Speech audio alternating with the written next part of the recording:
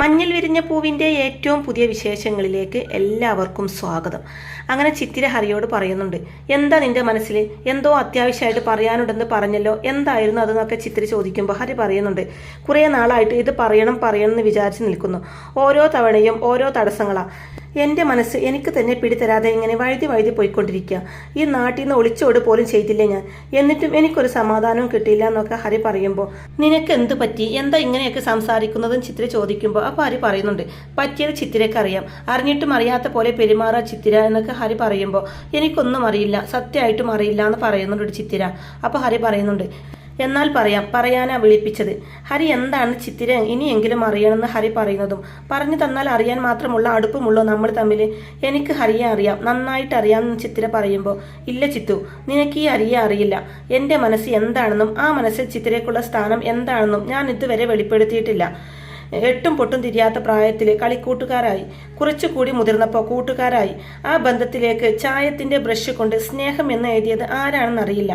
ഏത് നിമിഷത്തിലാണ് എൻ്റെ മനസ്സിൽ അങ്ങനെയൊരു മാറ്റം ഉണ്ടായതെന്നും അറിയില്ല. ഉണ്ടായപ്പോൾ ഞാൻ തിരിച്ചറിഞ്ഞത് എന്താണെന്നറിയോ, ചിത്തുവില്ലാതെ ഒരു നിമിഷം പോലും എനിക്ക് ജീവിക്കാൻ പറ്റില്ല. ചിത്തുവിനെ കാണാതിരിക്കാൻ എനിക്ക് കഴിയില്ല. ആ തിരിച്ചറിവ് ഉണ്ടായപ്പോഴാ പോയ യാത്ര ഇടക്ക് വെച്ച് നിർത്തി ഞാൻ തിരിച്ചു വന്നത്. ഓടി ഒളിക്കുമ്പോഴല്ല ചിത്തു, അടുക്കുമ്പോഴാ ആണാവുന്നത് ഞാൻ എന്നെ തന്നെ പഠിപ്പിച്ചു. അതിന് കാരണം ചിത്തുവാണെന്നൊക്കെ പറയുന്നുണ്ട് ഹരി. തുടർന്ന് എനിക്ക് ചിത്തുവിനെ ഇഷ്ടമാണെന്ന് കൂടി ഹരി പറയുമ്പോൾ, ഏത് തരം ഇഷ്ടം എന്ന് ചിത്തിരെ തിരിച്ചു ചോദിക്കുമ്പോൾ, ഞാൻ ചിത്തുവിനെ സ്നേഹിക്കുന്നു. കൂട്ടുകാരനായിട്ടും സഹോദരനായിട്ടുമല്ല ഞാൻ നിൽക്കാൻ ആഗ്രഹിക്കുന്നത്. അതിനൊക്കെ മുകളിൽ ഒരു സ്ഥാനമുണ്ടല്ലോ, ജീവിതകാലം മുഴുവൻ ഒരുമിച്ച് കഴിയാൻ പറ്റുന്ന സ്ഥാനം, അതാണ് എനിക്ക് വേണ്ടത്. ചിത്തു എന്നെ നിരാശപ്പെടുത്തരുത് എന്നൊക്കെ ഹരി തുറന്ന് പറയാനുണ്ട് ചിത്തിരയുടെ മുഖത്ത് നോക്കി. അപ്പൊ ചിത്തിര അതിന് മറുപടി ആയിട്ട് പറയുന്നുണ്ട്, അപ്പൊ ഇതായിരുന്നല്ലേ മനസ്സിൽ സന്തോഷം, ഇപ്പോഴെങ്കിലും നീ തുറന്ന് പറഞ്ഞല്ലോ എന്ന് പറഞ്ഞിട്ട് അവിടുന്ന് പോവുകയാണ് ചിത്തിര. അപ്പൊ ഹരി ചിത്തിരയുടെ മുമ്പിൽ കയറി നിന്നിട്ട്, ചിത്തു ഞാൻ എന്നൊക്കെ പറയാൻ തുടങ്ങുന്നതും, വഴിയിൽ നിന്ന് മാറ്, എനിക്കിനി നിന്നെ കാണണ്ടെന്നും പറഞ്ഞിട്ട് ചിത്തിര അവിടെ ഒന്നും പോവാണ് കേട്ടോ. അങ്ങനെ ചിത്തിര നേരെ വീട്ടിലെത്തിയ ഉടനെ തന്നെ ഹരി ഗിഫ്റ്റായിട്ട് കൊടുത്ത് ആ ഫോൺ കയ്യിലെടുത്ത് പോവാൻ നിൽക്കുന്നതും, അപ്പോഴേക്കും നിരഞ്ജന വന്നിട്ട് ഇതെന്ത് ചെയ്യാൻ പോകുന്നു എന്ന് ചോദിക്കുമ്പോൾ, തിരിച്ചു കൊടുക്കാൻ പോകുന്നു എന്ന് ചിത്തിര പറയുമ്പോൾ, ഹരിക്ക് വിഷമാവില്ലേ നിരഞ്ജൻ ചോദിക്കുന്നതും, അത് എൻ്റെ വിഷയമല്ല എന്ന് പറയുന്നുണ്ട് ചിത്തിര.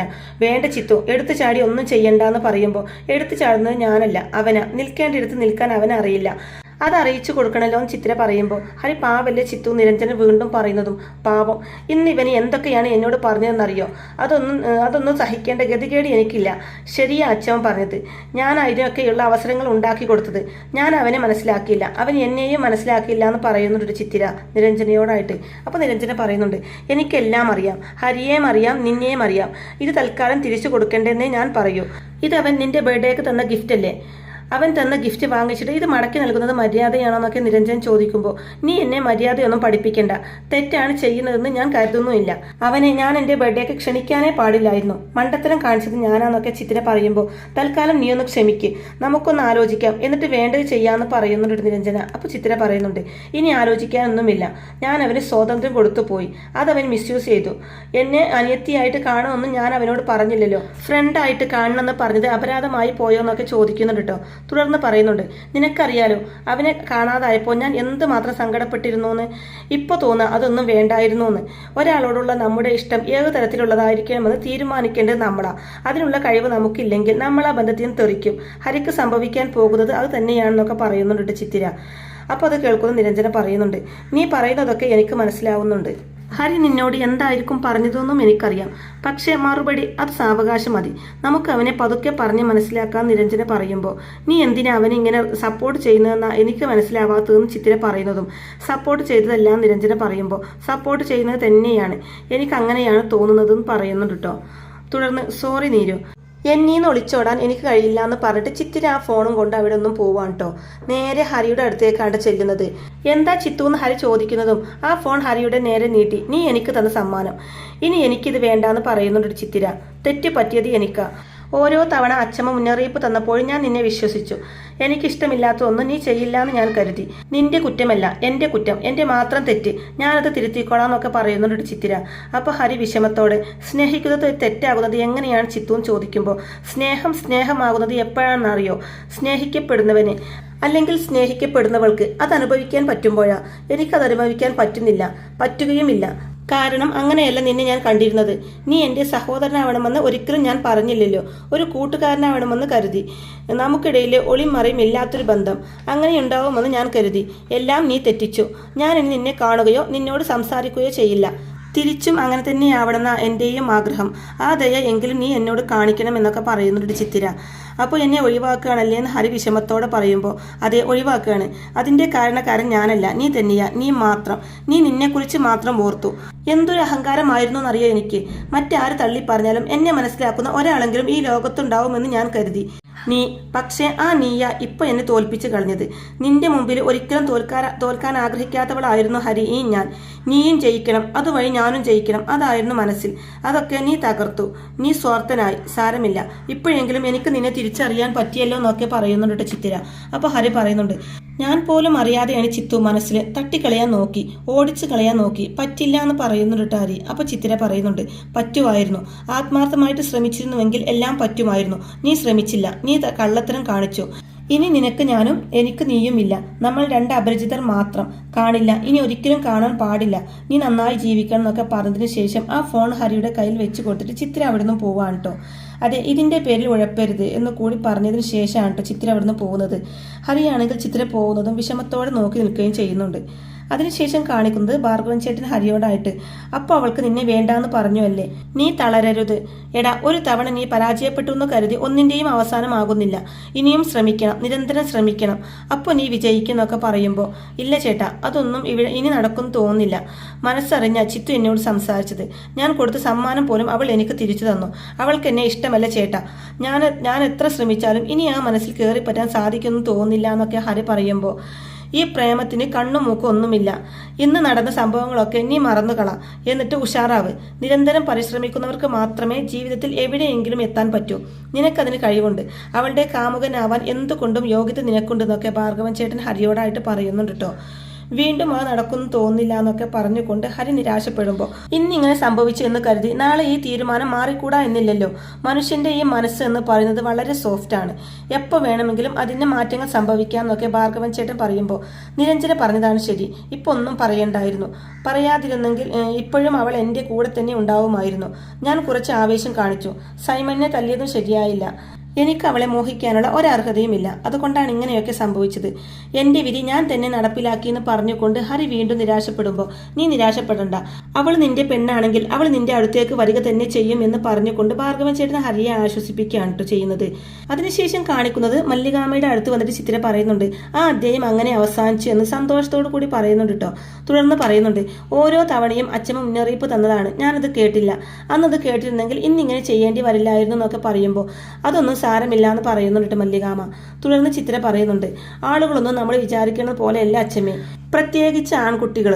നമ്മൾ ഒന്ന് ചിരിച്ചു കാണിച്ചാൽ, ഒന്ന് അടുത്തിടപഴകിയാൽ അവർ കരുതുന്നത് എന്താണെന്നറിയോ, നമുക്ക് അവരോട് ഇഷ്ടമാണെന്ന്. പഠിക്കാത്തതിൻ്റെ സകല കുഴപ്പങ്ങളും ഹരിക്കുണ്ടായിരുന്നു എന്ന് പറയുമ്പോൾ ഇത് അച്ചമ്മക്ക് ആദ്യമേ മനസ്സിലായിരുന്നു. അതുകൊണ്ടാണ് ഞാൻ നിങ്ങളെ കാണുന്നത് പോലും വിലക്കിയിരുന്നത്. ഇപ്പോൾ എല്ലാം മനസ്സിലായല്ലോ, ഭാഗ്യം എന്ന് പറഞ്ഞ് സ്വയം ആശ്വസിക്കുന്നുണ്ട് മല്ലികാമ. അപ്പോൾ ഇത് കേട്ടുകൊണ്ടിരിക്കുന്ന ശ്രീജയും ഇനി പഠിത്തത്തിൽ മാത്രം ശ്രദ്ധിച്ചാൽ മതിയെന്ന് ചിത്തിരയെ ഉപദേശിക്കുമ്പോൾ ഉറപ്പ് കൊടുക്കുന്നുണ്ട് ചിത്തിര. ഇതെല്ലാവർക്കും കൂടി ഒരു പാഠമാണ്, നിന്നോട് കൂടിയാണ് ഞാൻ പറയുന്നതെന്ന് പറഞ്ഞുകൊണ്ട് നിരഞ്ജനിയുടെ ചെവി പിടിച്ച് നുള്ളുകയാണ് മല്ലികാമ. ഇല വന്ന് മുള്ളിൽ വീണാലും മുള്ളു വന്ന് ഇലയിൽ വീണാലും കേട് ഇലക്ക് തന്നെയാണ്. ഇതൊരു പഴയ പഴഞ്ചൊല്ലൊന്നുമല്ല. ഇപ്പോഴും അതിനൊരു പുതുമയുണ്ട്, പ്രസക്തിയുണ്ട്. അതുകൊണ്ട് നമ്മുടെ കാര്യം മാത്രം ശ്രദ്ധിച്ച് മുന്നോട്ട് പോവുക. ഇപ്പോൾ പഠിക്കുക എന്നത് മാത്രമാണ് നിങ്ങളുടെ ജോലി, അത് മാത്രം ചെയ്യുക. ബാക്കി ഒന്നിനെ കുറിച്ചും നിങ്ങൾ ചിന്തിക്കേണ്ട എന്ന് പറഞ്ഞ് മല്ലികാമ അവിടുന്ന് പോവാൻ തുടങ്ങുന്നതും ശ്രീജ പറയുന്നുണ്ട്, അതിനാണ് മുതിർന്നവരായ ഞങ്ങൾ ഉള്ളത് എന്ന് പറയുന്നതും. അപ്പോൾ ഇത് കേൾക്കുന്ന മല്ലികാമ ശ്രീജയോടായിട്ട് പറയുന്നുണ്ട്, അതവർക്ക് മനസ്സിലാവുന്നില്ലല്ലോ. നമ്മളെ ഏതാണ്ട് ശത്രുക്കളെ പോലെയല്ലേ ഇവർ കാണുന്നത്. അനുഭവം വന്നപ്പോൾ പഠിച്ചല്ലോ. വയസ്സ് എന്ന് പറയുന്നത് കുറെ കൊല്ലം ജീവിച്ചതിന്റെ കണക്കല്ല, അനുഭവത്തിന്റെ കൂടെ കണക്കാണ്. അത് തിരിച്ചറിഞ്ഞാൽ എല്ലാവർക്കും നല്ലതെന്ന് പറയുന്നുണ്ട് കേട്ടോ. അപ്പോൾ ഉടനെ ചിത്തിര മല്ലികാമയോട് പറയുന്നുണ്ട്, അത് തിരിച്ചറിഞ്ഞല്ലോ, അതുകൊണ്ടാണല്ലോ എല്ലാം സ്വയം ഏറ്റു പറഞ്ഞത്. ഇനി എൻ്റെ ഭാഗത്തു നിന്ന് ഒരു തെറ്റും ഉണ്ടാവില്ല. അച്ചമ്മ എന്താണോ പറയുന്നത് അത് ഞാൻ അനുസരിക്കും. ഒരിക്കലും ഇനി അച്ചമ്മയ്ക്ക് എന്നെ ഓർത്ത് സങ്കടപ്പെടേണ്ടി വരില്ല. അച്ചമ്മ ആഗ്രഹിച്ച ചിത്തുവാണ് ഞാനിപ്പോൾ. അച്ചമ്മ കൊതിച്ച ചിത്തു ആവാനുള്ള തയ്യാറെടുപ്പിലാണ് ഞാനിപ്പോൾ. ഹരിക്കിനി ഹരിയുടെ വഴി, എനിക്കിനി എൻ്റെ വഴി എന്നൊക്കെ പറയുന്നുണ്ട് ചിത്തിര. അപ്പോൾ ചിത്തിരയിൽ നിന്നും ഇത്രയും കേൾക്കുന്ന മല്ലികാമയ്ക്കും ഒരുപാട് സന്തോഷമാവുന്നുണ്ട് കേട്ടോ. തുടർന്ന് ശ്രീജയോടായിട്ട് പറയുന്നുണ്ട്, ഇപ്പോഴാണ് എൻ്റെ മനസ്സൊന്ന് തണുത്തത്. ഇത്രയും ദിവസം തീ തിന്നി ജീവിക്കുകയായിരുന്നു. ആയിരുന്നു. ഇപ്പോൾ അതെല്ലാം മാറി. ഞാൻ വളർത്തിയതിന്റെ ഗുണമാണ്. അല്ലെങ്കിലും ഇനി എന്നെ അങ്ങനെ ദൈവം പരീക്ഷിക്കില്ല അല്ലേ ശ്രീജ എന്ന് പറയുമ്പോൾ അദ്ദേഹം മറുപടി പറയുന്നുണ്ട് ശ്രീജയും. ഇപ്പോൾ ഉണ്ടായ ഈ തിരിച്ചറിവ് എപ്പോഴും അവൾക്കുണ്ടായാൽ മതിയായിരുന്നു എന്ന് മല്ലിക പറയുമ്പോൾ അതൊക്കെ ഉണ്ടാവും ചേച്ചി. നമ്മൾ ആരും പറഞ്ഞിട്ടില്ലല്ലോ ചിത്തു മാറിയത്. ഈ മാറ്റം ശാശ്വതമാണ് എന്ന് തന്നെ പറയുന്നുണ്ട് ശ്രീജയും. അതിനുശേഷം കാണിക്കുന്നത് ഓട്ടോ സ്റ്റാർട്ട് ആവാതെ വിഷമിച്ചിരിക്കുന്ന ഹരിയെ കണ്ട് നിരഞ്ജന എന്ത് പറ്റിയതാണെന്ന് ചോദിക്കുമ്പോൾ വണ്ടിക്ക് എന്തോ ഒരു പ്രശ്നം. ഇതുവരെ എന്നെ ചതിക്കാത്ത വണ്ടിയാണ്. മനുഷ്യ ചതിക്കും പിന്നെയല്ലേ വണ്ടി എന്ന് ചിത്തിരയെ ഉദ്ദേശിച്ചുകൊണ്ട് ഹരി പറയുന്നതും ചിത്തിരയും തിരിച്ചു പറയുന്നുണ്ട്. നിൽക്കേണ്ടിടത്ത് നിന്നാൽ ഒരാളും ചതിക്കില്ല എന്ന് പറയുന്നുണ്ട് കേട്ടോ. അതിനുശേഷം നിരഞ്ജനയോടായിട്ട് എല്ലാ ദിവസവും ഇങ്ങനെ നടന്നു പോണോ, കാറിൽ പോയിക്കൂടെ എന്ന് ഹരി ചോദിക്കുമ്പോൾ നടക്കുന്നത് ഒരു രസമല്ലേ, ഈ സുഖം കാറിൽ പോയാൽ കിട്ടില്ല എന്നൊക്കെ നിരഞ്ജന മറുപടി കൊടുക്കുന്നതും അപ്പോൾ നിരഞ്ജനയ്ക്ക് മണ്ണിന്റെ വില അറിയാം. ഈ മനസ്സ് കൈമോശം വരാതെ സൂക്ഷിച്ചാൽ മതി. സൂക്ഷിച്ചാൽ നിരഞ്ജന രക്ഷപ്പെടും. വലിയ വലിയ സർക്കാർ പദവിയൊന്നും കിട്ടിയില്ലെങ്കിലും സാമാന്യം കുഴപ്പമില്ലാത്ത ഒരു ജീവിതം നിരഞ്ജനയ്ക്കുണ്ടാകും. എപ്പോഴും ചെറിയ ജീവിതമാണ് നല്ലത്. ചെറിയ മോഹങ്ങളും ചെറിയ സന്തോഷങ്ങളും. നമ്മൾ നമ്മുടെ സ്വപ്നങ്ങളെ വലുതാക്കിയാൽ അത് നടക്കണമെന്നില്ല എന്നൊക്കെ പറയുന്നുണ്ട് കേട്ടോ. അപ്പൊ ഇതൊക്കെ കേൾക്കുന്ന നിരഞ്ജന ഇതൊക്കെ എന്തിനാ ഹരി നീ എന്നോട് പറയുന്നത് എന്ന് ചോദിക്കുമ്പോൾ നിരഞ്ജനയാണല്ലോ ഇപ്പോൾ എനിക്കുള്ള ഏക ഫ്രണ്ട് എന്ന് ഹരി പറയുന്നതും അപ്പോൾ ചിത്തു ഫ്രണ്ട് അല്ലേ നിരഞ്ജന ചോദിക്കുമ്പോൾ ഹരി അതിനൊന്നും മറുപടി കൊടുക്കാതെ നിരഞ്ജനയോട് പഠിത്തം എങ്ങനെ പോകുന്നു എന്ന് ചോദിക്കുമ്പോൾ പഠിത്തത്തിന്റെ വിശേഷങ്ങൾ മാത്രം നീ എന്നോട് ചോദിക്കരുത് ഹരി. ഞാൻ വലിയ പഠിത്തക്കാരിയൊന്നുമല്ല. എങ്ങനെയെങ്കിലും +2 ഒന്ന് കടന്നു കിട്ടണം എന്ന് മാത്രമേ ഉള്ളൂ എന്നൊക്കെ പറയുമ്പോൾ അല്ലെങ്കിലും IAS മാത്രം പോരല്ലോ ഭൂമിയിൽ എന്ന് ഹരി പറയുന്നതും IAS എന്താ കുഴപ്പം എന്ന് ചിത്തിര തിരിച്ചു ചോദിക്കുന്നതും അതിനും മറുപടി ഒന്നും കൊടുക്കാതെ നിരഞ്ജനയോട് രാവിലെ എന്താ കഴിച്ചതെന്ന് വിഷയം മാറ്റി ഹരി വീണ്ടും സംസാരിക്കുന്നത് കേട്ട് സാധാരണ ഹരി ഇങ്ങനെയൊന്നും ചോദിക്കാത്തതാണല്ലോ. ഹരി ഒരുപാട് മാറി എന്ന് തോന്നുന്നു എന്ന് നിരഞ്ജന പറയുന്നതും മാറിയതല്ല നാറി. എല്ലാവരുടെയും മുമ്പിൽ ഹരി നാറി. സാരമില്ല, പുതിയ പാഠങ്ങൾ പഠിക്കാൻ പറ്റിയല്ലോ. ഒന്നിനെയും നമ്മൾ അമിതമായിട്ട് സ്നേഹിക്കരുത്. സ്നേഹിച്ചാൽ പണി കിട്ടും എന്നൊക്കെ ചിത്തിരിയെ ഉദ്ദേശിച്ചുകൊണ്ട് സംസാരിക്കുന്നുണ്ട് കേട്ടോ ഹരി. അപ്പോൾ ഇങ്ങനെയൊക്കെയുള്ള നല്ല അടിപൊളി ത്രില്ലിംഗ് എപ്പിസോഡുകളൊക്കെ ആയിരിക്കും കേട്ടോ ഇനി വരാനിരിക്കുന്നത്. അപ്പോൾ ഈ റിവ്യൂ ഇഷ്ടമായിട്ടുണ്ടെങ്കിൽ വീഡിയോ ലൈക്ക് ചെയ്യാനും ചാനൽ കൂടി ഒന്ന് സബ്സ്ക്രൈബ് ചെയ്ത് സപ്പോർട്ട് ചെയ്യാനും മറക്കല്ലേ ഫ്രണ്ട്സ്. താങ്ക്